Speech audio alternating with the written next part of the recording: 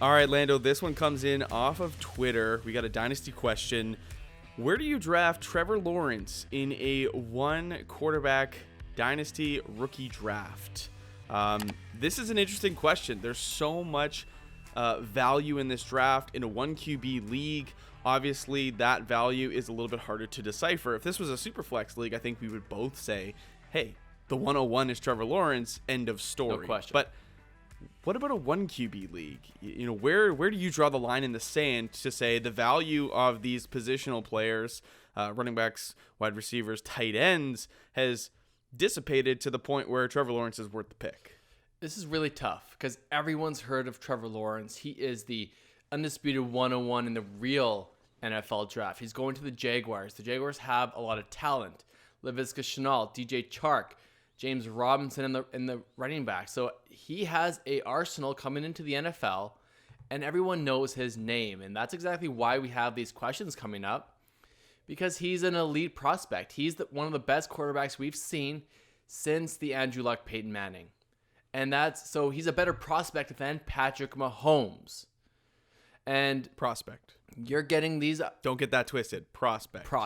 I'm not saying he's going to be a better fantasy quarterback than Patrick Mahomes, but he's definitely a better prospect. He's been elite every single year at Clemson. So we have this decision to make between these wide receivers we love. The Rashad Batemans, the Rondale Moores, the Jalen Waddles, Devonta Smiths of the world. Kyle Pitts is interesting what to do with. And to take Trevor Lawrence, a guy that you might not need on your roster. It feels weird to take a quarterback early in your dynasty drafts. But there's the factor of a running back can get you. You're happy if a running back gives you 4 years in fantasy football, where Trevor Lawrence could get you 20. I mean, 10 to 15 years to be safe as long as he's healthy. So these are the kind of questions we have, Mac. What do you think, my friend? Like, is there a line in the sand for you immediately? Yeah, there is. Assuming that my team doesn't have any quarterback needs. Yeah. And we'll talk about that next. You know, let's just say that I'm set at quarterback. For me, I can't take Trevor Lawrence until the top 2 running backs have gone off the board. For us, that's Travis Etienne and Najee Harris. I can't take him until my top wideouts have gone, and we differ on Devonta Smith. But for me, it's Jamar Chase, Rashad Bateman, Jalen Waddle. Mm-hmm. And then Kyle Pitts is the last one. So the earliest I could take Trevor Lawrence this year, assuming my team needs are, very even, is the 107. And I think that you could potentially take him higher. But the 107 for me is the spot. You're making those decisions between the next tier of guys at the skill positions. Is it Javonte Williams or Kenneth Gainwell? Do you want to take a gamble on one of those two? Do you want to go Rondale Moore or Devonta Smith? I think a lot of people will go Devonta Smith. I'm fine with that. Outside of Kyle Pitts, the tight end position, you're not really saying I want to draft Pat Freiermuth or Brevin Jordan over Trevor Lawrence. I think that's a foregone conclusion. I could see most people saying Trevor Lawrence, assuming I have no big team needs, he's going to be between the 110 and 112, the back of the first round for them. What if you did need a quarterback though, Landon? Like you're sitting there with a mixture of Aaron Rodgers with a Jordan Love backup and say Carson Wentz, right? And you're like, well, Rodgers could retire. Carson Wentz is on a prove-it deal. Do I go and get Trevor Lawrence? Is that sort of the type of team that needs that? Or if you have Tom Brady and like Kirk Cousins, do you want to go out and get a Trevor Lawrence? Absolutely. Where would you spend for that type of team? I think you could take him with the top 5 pick, no question, because chances are you need a young quarterback. Looking at the odds here, there's the list of elite young quarterbacks is short. You have obviously Patrick Mahomes, Kyler Murray, Josh Allen. If you hopefully Deshaun Watson, Justin Herbert, and maybe Lamar Jackson. All right, maybe, but that is really it of the young elite quarterback.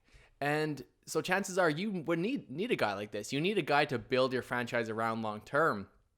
So if you are part of that crew, part of that person in your draft, which a lot of them are, that you don't have one of those guys, you could take him above a Rashad Bateman. You could take him above a Kyle Pitts. You could take him right after Travis Etienne and Jamar Chase goes, because you potentially have a guy long term.